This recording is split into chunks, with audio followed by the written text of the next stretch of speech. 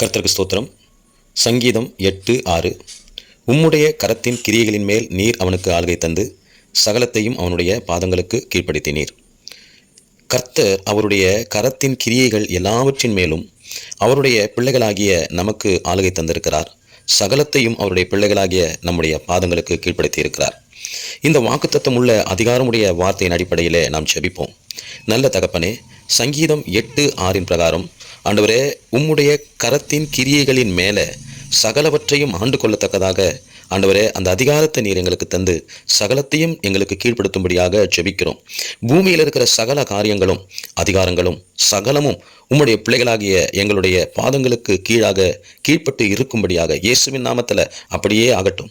இந்த பூமியில் இருக்கிற சகலவற்றின் மேலும் எங்களுக்கு ஆளுகை உண்டாகும்படியாக இயேசுவின் நாமத்தில் அது அப்படியே ஆகட்டும்.